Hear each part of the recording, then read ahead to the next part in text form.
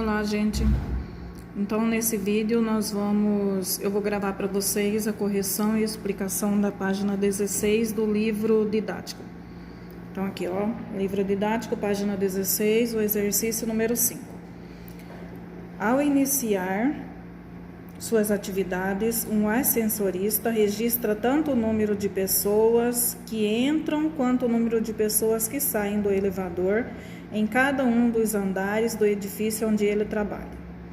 O quadro apresenta os registros do ascensorista durante a primeira subida do térreo, de onde partem ele e mais 3 pessoas, ao 5º andar do edifício. Então, ou seja, eles partem do térreo, tá aqui a tabela, e vão até o 5º andar. E aqui está o registro do movimento que aconteceu. No exercício ele pergunta, com base no quadro, qual é a moda do número de pessoas no elevador durante a subida do térreo ao 5º andar? Então, observem comigo o seguinte, ó. No térreo subiram 4 pessoas, não saiu nenhuma pessoa, certo? Então, quando chegou lá no primeiro andar, estavam essas 4 pessoas do térreo e subiram mais 4 pessoas, tá? Então, quer dizer que já tinha 4 pessoas que subiram no térreo, no primeiro andar subiram mais 4, ó, que entraram no elevador, mais 4 pessoas. Então, 4 mais 4 é 8. Aí, lá no primeiro andar, desceram 3 pessoas, então quer dizer que ficaram ainda 5 pessoas dentro do elevador. Saindo do primeiro andar para o segundo, já tinham 5 pessoas. Chegando lá, subiu mais uma. Então, 5 mais 1 é 6. E também desceu uma pessoa. Então, 6 menos 1 é 5. Então, permaneceram 5 pessoas no elevador. No terceiro andar, já tinha essas 5 pessoas. Entraram mais 2 no terceiro andar. Então, foi para 7. E desceram 2 pessoas. Então, 7 menos 2, 5. Permaneceram 5 pessoas no elevador. Quando chegou no quarto andar, eram 5 pessoas. Entraram mais 2, ficaram 7. Não desceram nenhuma, então permaneceram 7 pessoas. No 5º andar, eram 7 pessoas. Entraram mais 2, ficaram 9. Desceram 6, então quer dizer que permaneceram ainda 3 pessoas. Como a moda ele é o valor que mais se repete, então, portanto, o valor modal, que é o número de pessoas que entraram no elevador, que permaneceram no elevador, é o 5. Você observar aqui, ó, o valor que mais se repetiu da quantidade de pessoas que ficaram no elevador foi o 5. Então, esse é o exercício número 5. Agora, vamos para o exercício número 6. Também um exercício que caiu no Enem. Então, onde ele fala, suponha que a etapa final de uma gincana escolar consista em um desafio de conhecimentos. Cada equipe escolheria 10 alunos para realizar uma prova objetiva. E a pontuação da equipe seria dada pela mediana, pela mediana das notas obtidas pelos alunos. As provas valiam no máximo 10 pontos cada. Ao final, a vencedora foi a equipe ômega, com 7,8 pontos, seguida pela equipe delta, com 7,6 pontos. Um dos alunos da equipe gama, a qual ficou na terceira e última colocação, não pôde comparecer, tendo recebido nota 0 na prova. As notas obtidas pelos 10 alunos da equipe gama foram 10, 6,5, 8, 10, 7, 6,5, 7, 8, 6 e 0. Se o aluno da equipe gama que faltou tivesse comparecido, essa equipe, letra A, teria a pontuação igual a 6,5 se ele tivesse nota 0? Então, aí o que nós vamos fazer nesse caso? Nós vamos organizar os valores como é a mediana. Então, a gente organiza os valores, né? Para calcular a mediana, nós já sabemos que temos que organizar os valores do menor para o maior ou vice-versa, né? Do maior para o menor. Separá-los em dois grupos da mesma quantidade e dividir o que sobrar no meio, ou quem sobrar no meio, se for um único número, esta é a mediana. Então, no caso aqui, ó, o aluno que ele faltou, se ele tivesse comparecido e tivesse tirado 0, então, a nota ficaria assim, 0, 6, 6,5, 6,5. 7, 7, 8, 8, 10 e 10. Como aqui eu tenho 1, 2, 3, 4, 5, 6, 7, 8, 9, 10. Eu tenho 10 números, então dá pra gente fazer 2 grupos de 4 para cada lado e vão sobrar 2 números no meio. Então, 7 mais 7 dá 14. 14 dividido por 2 é 7. Então, ó, a média deles seria 7. E não 6,5, como ele falou aqui. Então, portanto, essa letra A, ela é falsa, não é verdadeira. Agora, vamos analisar a letra B. Então, ó, no caso da letra B, seria a vencedora se ele obtivesse nota 10? E se esse aluno que faltou tivesse participado e tivesse obtido a nota 10? Então, ele ficaria assim: 6, 6,5, 6,5, 7, 7, 8, 8, 10, 10 e mais um 10, que seria a nota desse aluno. Então, eu tenho um grupo de 10 valores. Então, ó, 2 grupos de 4 para cada lado. No meio vai sobrar 7 mais 8. 7 mais 8 dá 15. 15, ó, 7 mais 8. 7 mais 8 dá 15. 15 dividido por 2 é 7,5. Então, a média deles seria 7,5. Eles seriam os vencedores? Não, não seriam. Por quê? Porque, ó, a equipe ômega que venceu, ela teve 7,8. E a equipe delta, que ficou em segundo lugar, ela teve 7,6. Então, eles teriam a mediana de 7,5. Então, da mesma forma, eles não conseguiriam vencer essa gincana. Quando chegamos aqui na letra C, eles seriam a segunda colocada se ele tivesse obtido a nota 8? Vamos verificar, ó. Organizando os valores em ordem crescente, eu teria, em vez de 2, 8, eu teria mais 1, que são 3. Tá? Separando os grupos, ó, 4 para cada lado, sobra de novo 7 mais 8 no meio. 7 mais 8 é 15, 15 dividido por 2, 7,5. Então, ó, eles seriam a segunda colocada? Não, porque a segunda colocada, ela teve a mediana 7,6, certo? Aí, vamos analisar a letra D. Empataria com a equipe ômega na primeira colocação se o aluno obtivesse a nota 9? Então, ó, se ele tivesse a nota 9, ficaria 6, 6,5, 6,5, 7, 7, 8, 8, 9, 10 e 10. Ó, 1, 2, 3, 4, divide um grupo de 4 para cá, outro grupo de 4 para cá. Continuaria sobrando 7 e 8 no meio. 7 mais 8 é 15, que dividido por 2 é 7,5. Então, ó, eles não empatariam com nenhuma equipe com essa média 7,5. Então, ou seja, a resposta correta, ela vai ser a letra D. Eles permaneceriam na terceira posição, independente da nota obtida pelo aluno, certo? Então, a resposta correta é essa aqui. Agora, nós vamos ver como é que a gente faz o planejamento de uma pesquisa, a leitura e a interpretação de gráficos. Na verdade, assim, a gente já estudou isso em alguns outros anos, a gente vai dar uma recapitulada. Então, aqui, ó, ele fala assim: o infográfico a seguir é resultado de uma pesquisa feita por uma empresa e mostra a preferência de cores para os automóveis. Aí aqui a gente tem, ó, na primeira, América do Norte, ó, o percentual de brancos, de preto, prata, cinza e vermelho. Aí aqui o segundo quadrinho é o da Europa, América do Sul e por último, a Ásia, certo? Do lado a gente tem a fonte, ou seja, da onde que foram retirados esses dados, e aí a gente vai virar a página para responder as perguntas.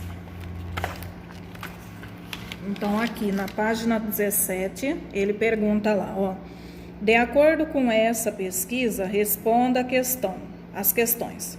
Letra A.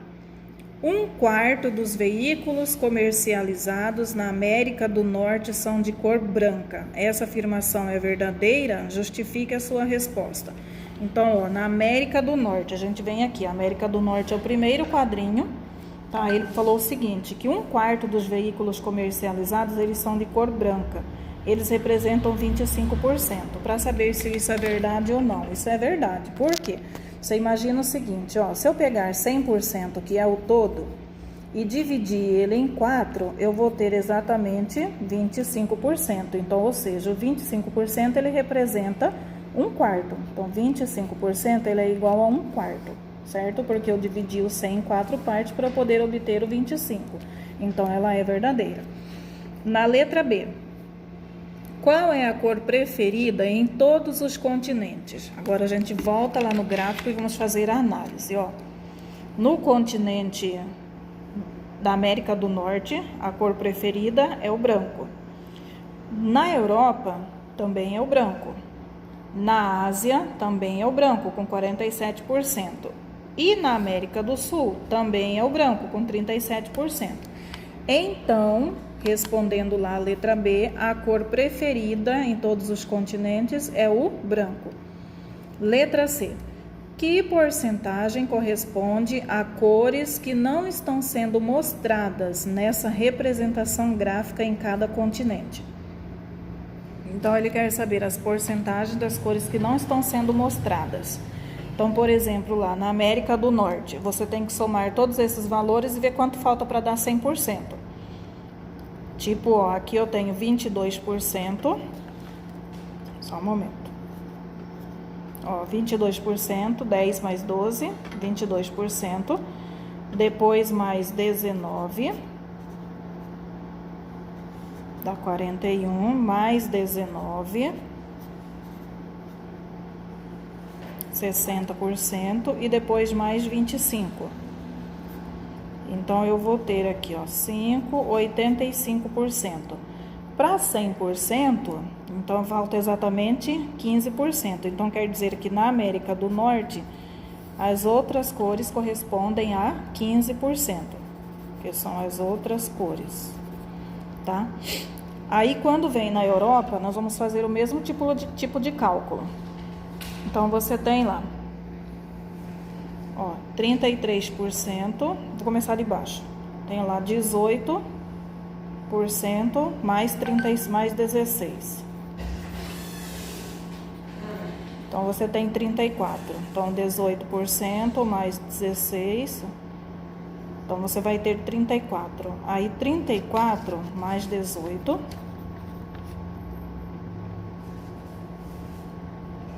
34 mais 18, você tem 30, 40, 52. Aí mais 33%. Então, você tem também 85%. Então, o que acontece? Somando todas essas porcentagens aqui, a gente tem 85%. Então, também faltam 15%. Então, ou seja, para atingir o 100%, tá? Então, quer dizer que as outras cores, elas representam 15%. Agora, a gente vem aqui para a América do Sul. Ó, na América do Sul. Então, a soma da América do Sul, toda essa soma aqui, ela vai dar 96%. Somando esses valores, a gente vai obter 96%. Para 100%, ficam faltando 4%. Então, as outras cores, elas representam 4%, certo? E aqui na Ásia, essa soma aqui, ela vai dar 89%, certo? Então, somando todos esses valores, dá 89%. Para 100%, fica faltando exatamente 11%. Então, quer dizer que na Ásia, são 11% dos veículos que correspondem às outras cores. Então, voltando aqui, ó, na letra B. Então, você tem que deixar a resposta lá. América do Norte, 15%, América do Sul, 4%, Europa, 15% e a Ásia, 11%. Aí, mais aqui embaixo, na página 17, nós temos a explicação do que é população e do que é amostra.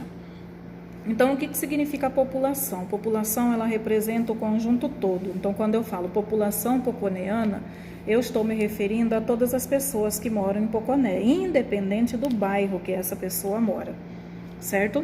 Agora, quando eu falo amostra, o que significa amostra? A amostra, ela é uma pequena quantidade que eu tiro dessa população. Então, nós temos que entender população como um grupo todo, grupo geral, que todo mundo faz parte dele. E a amostra é uma pequena quantidade de pessoas que eu tiro de dentro desse grupo todo.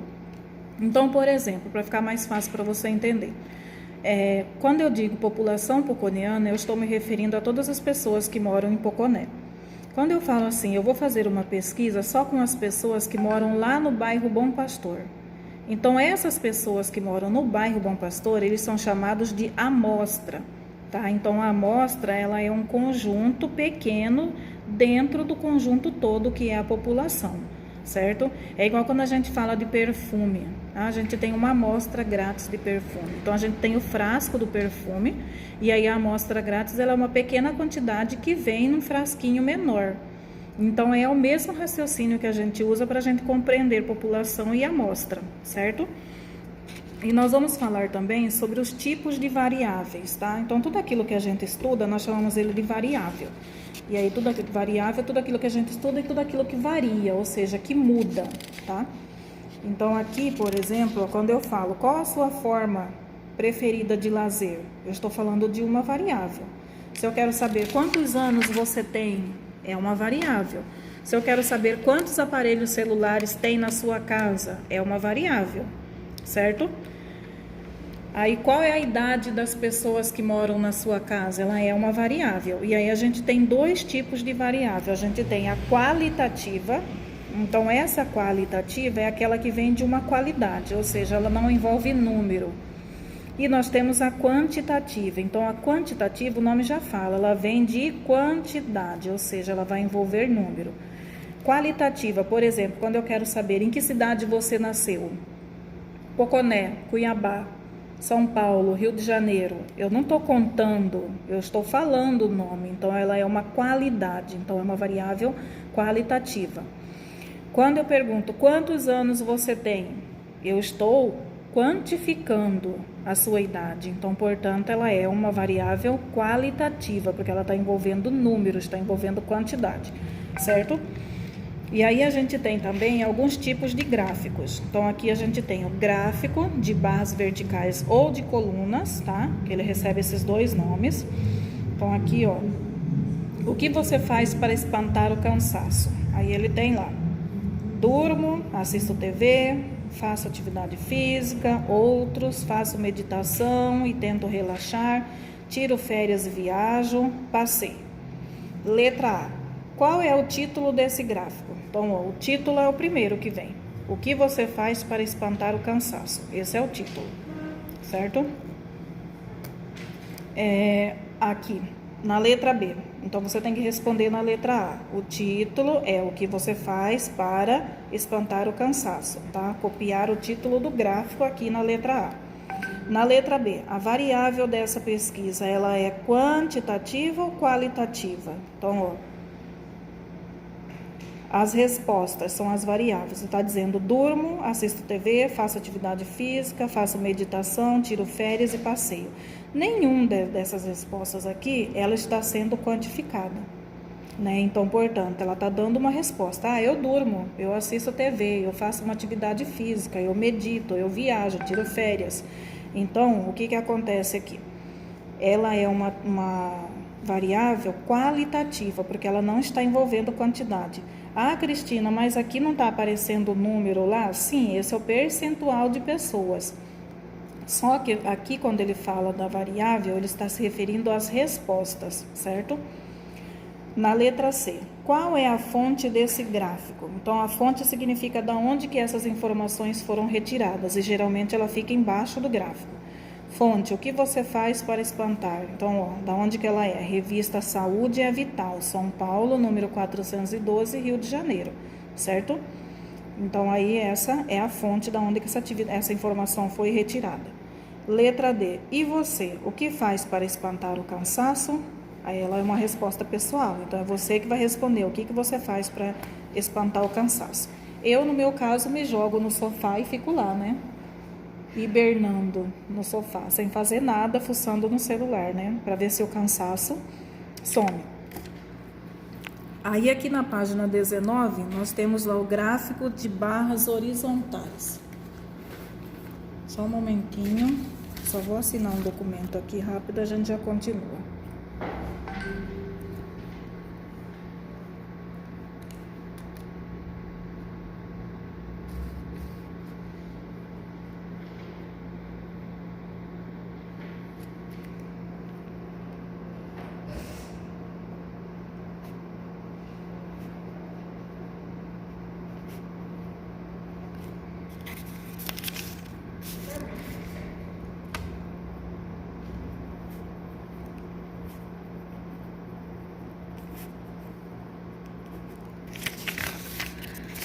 Ai, só mais um momento.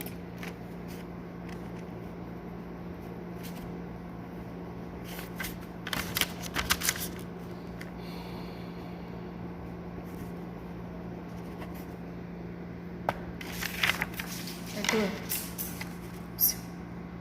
leva esse aqui lá na frente. Então, ó, vamos continuar. Desculpa, mas eu precisei assinar um documento rapidão que é importante. Leva esse lá na frente, entrega lá pro tio. Lá da escola eu quero, tá? Então, ó, continuando aqui. Gráfico de barras horizontais. São aquelas em que as barras, em vez delas ficarem em pé, iguais a essa aqui, da página 18, elas vão ficar assim, deitadas, as barras deitadas. Então, são horizontais, certo? Lembrando do esquema vertical, horizontal, certo? E aí ele fala assim: no gráfico de barras horizontais, os valores da variável estão representados no eixo horizontal. Então, olha, o que acontece? Os números são representados embaixo, tá? Porque a barra ela vai crescer pela horizontal. E na vertical estão representadas as informações, que são as respostas das pessoas, certo? Então, aqui, veja uma pesquisa com cobertura nacional feita online com 2.000 internautas, realizada em junho de 2017. Aí tem lá, qual que era o tema da pergunta, da pesquisa? Aplicativos de redes sociais que os internautas brasileiros possuem. Aí tem lá as respostas deles, ó, WhatsApp, Facebook, Instagram, Messenger, Twitter, Skype, Snapchat, Pinterest, Telegram, Tumblr e assim vai indo. E aí aqui o percentual de pessoas que responderam que usam esses aplicativos. Letra A. Qual é o título do gráfico? Então, ó, o título do gráfico está lá em cima. Aplicativos de redes sociais que os internautas brasileiros possuem. Letra B. Quantos internautas responderam que não possuem Skype? Então, ó, quantos que responderam que não possuem Skype? Então, ó, vamos observar aqui o gráfico. Se responderam, ó, 25% responderam que possuem Skype, então quer dizer que para 100% faltam 75, certo? Vou mostrar aqui a resolução. Então, olha, 25%. Lá no gráfico, a gente, ó, Skype são utilizados por 25% de todos que foram entrevistados. O restante quer dizer que eles não usam Skype ou eles usam outros aplicativos. Então, se você observar, ó, 100% menos 25%, você vai ter exatamente 75%. E aí você vai observar o seguinte, agora você tem que fazer o cálculo.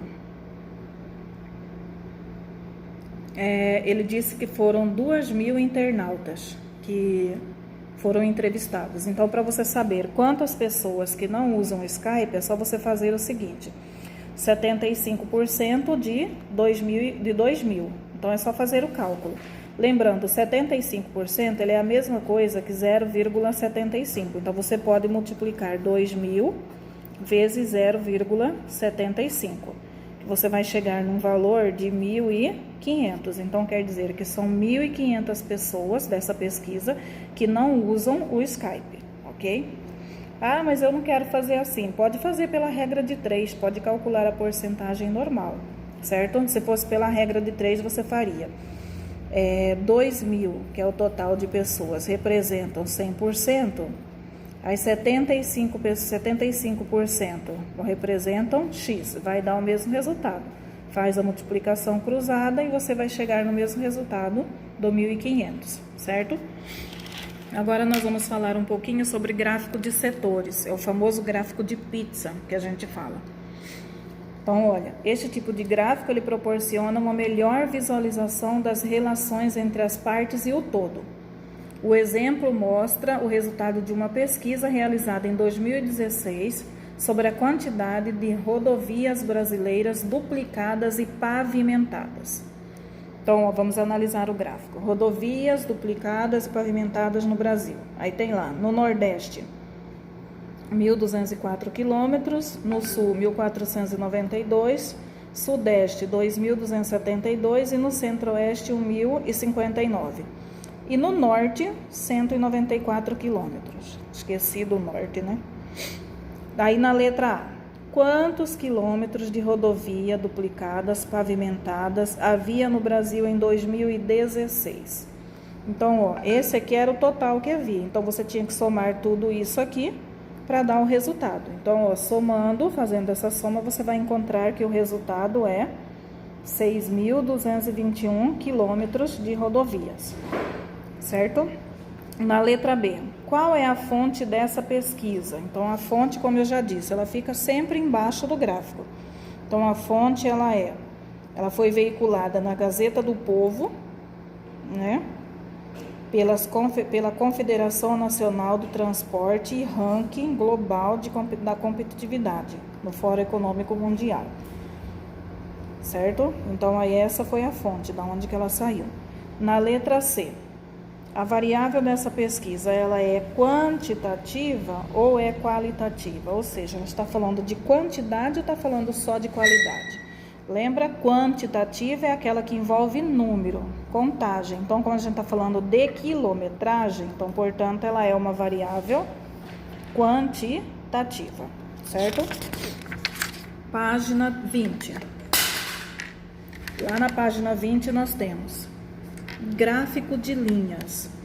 Esse gráfico ele mostra o comportamento de uma variável, no caso a seguir, o valor do dólar em reais no decorrer de um intervalo de tempo. Dessa forma, podemos analisar rapidamente as tendências de aumento ou de redução da variável envolvida, tá? Então, o gráfico de linhas, ele permite a gente observar qual é o comportamento dessa variável. Tipo assim, a gente vê na televisão, no jornal, que ele aparece lá. No início de março, o presidente Bolsonaro, ele tinha tanto por cento de aceitação. Quando chegou dia 15 de março, foi feita uma outra pesquisa, a quantidade de aceitação dele caiu. Final de março, a aceitação dele aumentou. Então, a linha, ela vai subindo e descendo. Então, ela nos permite visualizar melhor o comportamento daquela pesquisa que nós fizemos, daquele dado que a gente está falando sobre ele. Então, no caso aqui, ó, por exemplo, o valor do dólar em reais. Aí ele tem lá, o azul significa o dólar comercial e o laranja significa o dólar que é do turismo. Então, aqui tem o valor, ó, de R$3, R$3,10, R$3,20 e R$3,30. Aqui são as datas. Então, na data de 20 de março, olha lá o valor do dólar comercial e o valor do dólar do turismo. Aí, 21 de março, o que aconteceu? Ó, o valor do dólar comercial ele caiu e o valor do dólar do turismo permaneceu o mesmo. 22/3, ó, o dólar comercial ele subiu, então você observa, ó, a linha do gráfico, tá? Ele já deu uma subidinha, ó. Quando chega aqui no 23/3, ele sobe mais um pouco, tá? Estabiliza em 24/3, estabiliza em 27 e aí ele volta a subir mais um pouquinho em 28/3. No dólar do turismo acontece, ó, a mesma coisa, ó. Permanece estabilizado, sobe aqui no dia 22/3, sobe mais um pouquinho no 23/3, aí ele vai descer um pouquinho no 24/3, né? Permanece e aí ele sobe mais um pouquinho. Então, o gráfico de linhas ele permite a gente analisar melhor o comportamento de uma variável. Letra A. Sobre o que trata esse gráfico? Então, ó, esse gráfico ele trata sobre o valor do dólar comercial e do turismo em relação aos valores em reais, certo? Num período de 7 dias. Então, a gente tem aqui 1, 2, 3, 4, 5, 6, 7. Então, esse é o assunto de que trata esse gráfico. Ele trata-se do valor do dólar em reais, do dólar comercial e do dólar do turismo no período de 7 dias. Letra B. No período considerado no gráfico, o aumento do dólar comercial em reais, ele foi igual ao aumento do dólar do turismo? Então, olha o que ele pergunta. No período considerado no gráfico, o aumento do dólar comercial em reais, ele foi igual ao aumento do dólar turismo? Sim, porque ele teve um aumento de 0,05, tanto no dólar do turismo quanto no comercial. Letra C. E os percentuais de aumento foram iguais? Então, ó, pelo caso no gráfico, os percentuais de aumento eles não foram iguais. Por quê? Porque os valores iniciais eles são diferentes. Então, se você observar, ó, os valores iniciais eles são diferentes. Então, não tem como o percentual ser igual. Aí aqui mais para baixo a gente vai falar sobre os pictogramas. Então, o que são os pictogramas? São aqueles tipos de gráfico que a gente usa figuras para representar aquilo que a gente está falando sobre ele. Por exemplo, ó, se a gente fala de desmatamento, eu vou usar uma imagem de uma árvore.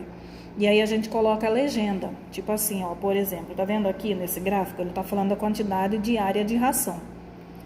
Aí ele vem lá, o porte do cachorro, porte grande, porte médio e porte pequeno. Então essa é a quantidade de ração diária que eles comem. Então aqui, cada potinho desse, ele representa 50 gramas. Então, como eu estava falando sobre o desmatamento, se eu for representar o desmatamento, eu vou usar a figura de uma árvore.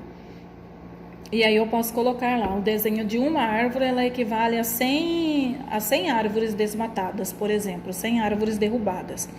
Então, isso é o pictograma. A gente usa o desenho, a figura, para representar a situação que a gente está falando. Como aqui a gente está falando de ração, está usando um potinho de ração. E aí na legenda ele tem, cada potinho desse ele equivale a 50 gramas. Na letra A ele pergunta pra gente, qual é a quantidade média diária de ração recomendada para um cachorro de grande porte? Então, ó, essa é a quantidade média representada.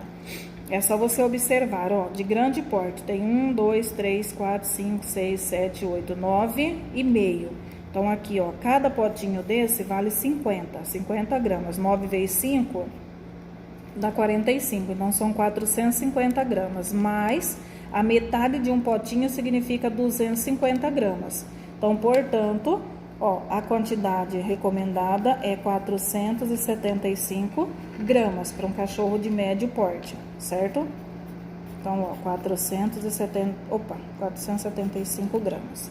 Depois vocês olham lá, ó, no RA positivo, tem um joguinho para vocês fazerem. Tá? Aí a gente vai para a letra B. Segundo o fabricante, quanto de ração um cão de porte médio deverá comer a mais do que um cão de porte pequeno? Então vamos lá. O cão de porte médio, 1, 2, 3, 4, 5, 6. 6 vezes 5 dá 30, então são 300 gramas. O de porte pequeno, 1, 2, 3, 4. 4 vezes 5 dá 20, então são 200 gramas.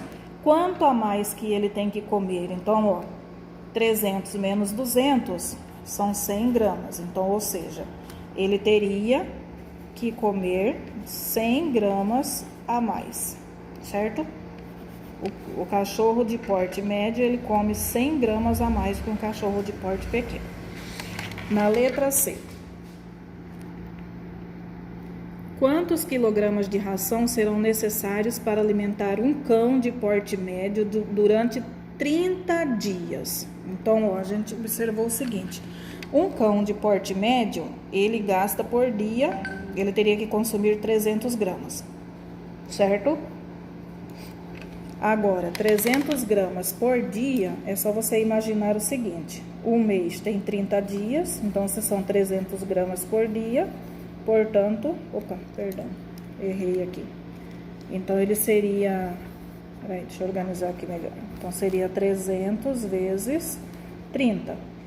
Então, você tem aqui, 3 vezes 3 é 9, mais 3 zeros, ele seria 9.000 gramas. Essas 9.000 gramas, ela equivale a 9 quilogramas. Então, durante um mês, ele teria que consumir 9 quilogramas, ok?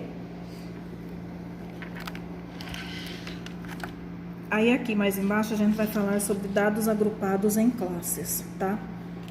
Então aí existem situações em que utilizar um dos tipos de gráfico que estudamos até agora não é prático nem conveniente. Vamos ver um exemplo em que isso acontece.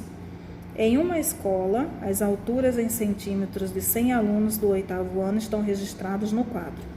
Então, por exemplo, ó, você observa aqui, ó, as alturas dos alunos, são muitas alturas, tá? E aí, se a gente fosse representar isso no gráfico, ele ficaria muito grande. Então, para representar esse valor no gráfico, a gente vai fazer a amplitude. Então, a amplitude a gente já viu antes, que a amplitude significa o maior valor menos o menor valor. Então, se a gente observar aqui nessa tabela, o maior valor ele é 179 e o menor valor ele é 150. Então, fazendo o cálculo da amplitude total, 179 menos 150 dá 29. Aí, o que a gente faz? A amplitude de classe. A amplitude de classe a gente vai dividir esse valor. Então, 29 ele vai dar aproximadamente 30. Bom, essa parte já deu 35 minutos. Essa parte eu explico para vocês numa outra aula. Então, eu vou deixar aqui a tarefa para não ficar confuso. Aí eu explico ao vivo para vocês. Eu ensino como é que faz o histograma. Então, vou deixar para vocês a tarefa, tá? Que vai ficar na página 24 e mais a página 25 do livro, para vocês responderem. E deixa eu ver, mais a página 26 dá para responder. Vou deixar para vocês o livro e aí na próxima aula a gente faz a correção deles, certo?